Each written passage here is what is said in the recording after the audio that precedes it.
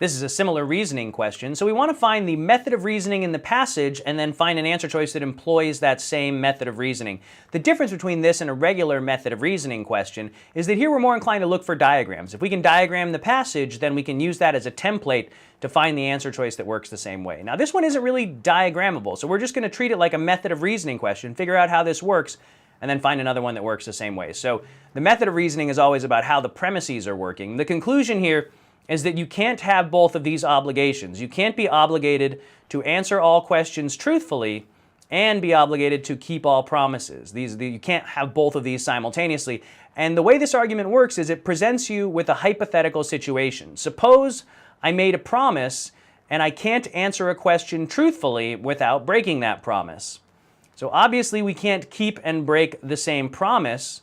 So therefore, we can't be obligated to answer the question and obligated to keep the promise, because in this situation, we just can't do both of those at the same time. If we answer the question, we're going to be breaking the promise. So this is an argument that presents you with a hypothetical situation, and you have these two things that lead to a contradiction. And then the conclusion is saying, therefore, we can't do both of them. They can't both be true at the same time. So that's what I'm looking for in the answer choice, is a conclusion that says these two things can't be true at the same time, and then the premises should be a hypothetical situation that shows where they are true at the same time or where they try to be true at the same time and they lead to a contradiction. Let's check out the answers.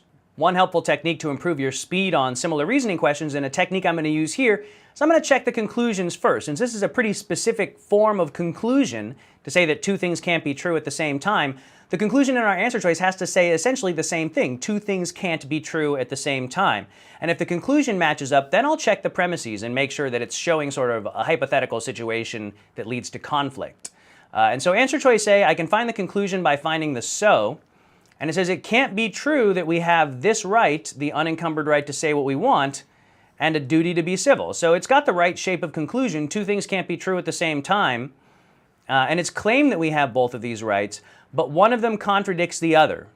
And see, that's a lot like this statement here. The one thing that's missing in A is it doesn't really present you with a hypothetical situation.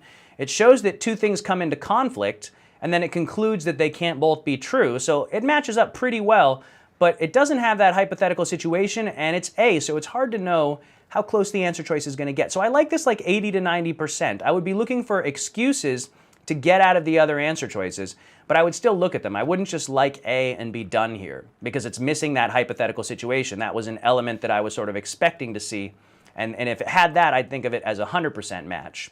So in B, the conclusion, I see a so, but then it hits you with a since, and so it's going to sneak in one more premise there, and the conclusion is going to be after the it follows that.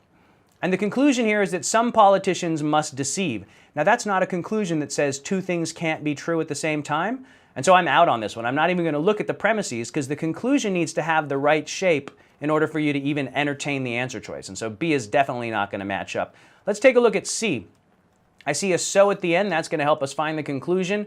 Whatever we do, we risk her criticism. But that's not a conclusion that says that two things can't be true at the same time, and so that's not going to match up. This technique is really helpful, right? Because I'm not wasting a lot of time reading B and C. If the conclusion doesn't match, I'm ruling it out. So D has a so at the end as well. It says either the creditors don't have legitimate claims or the business did not have sufficient resources. That's not quite saying they can't be true at the same time, and this is really specific. Our passage kind of had these two principles can't both be true. And these two principles can't both be true, not facts about a specific situation. And so I like A more than D. We might diagram D, but to be honest, I would rule it out because the conclusion doesn't really match up. I have a conclusion that matches a lot better in A. Let's see what's going on in E. So we'll have to keep our business hours the way they stand. See, that's not saying two things can't be true at the same time either here. So the move here is to like A because it's the only one where the conclusions match up. Now, let's get into D a little bit. So this is saying that the creditors didn't have legitimate claims or the business didn't have sufficient resources.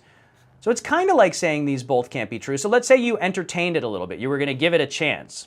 Well, the premises have to show that these two things are in conflict, like the creditors having legitimate claims and the business having sufficient resources can't both be true. The writing's a little bad here. Let me erase that and hit it one more time. We want to say that those two things can't both be true. That's what the premise would need to say, but I don't see a premise that says that. I see if we have legitimate claims, we're obligated to pay them. If we have obligations, so there's going to be like a transitive chain here that we don't have in our passage. And so that's another way to get out of D. The premises just don't work the same. It's not showing that these two ideas come into conflict. And so answer choice A is the one you want to get into. It doesn't have everything that we were expecting, but it doesn't do anything wrong. And of all of the answer choices, it's the only one that really has the right type of conclusion, saying that these two broad principles can't both be true.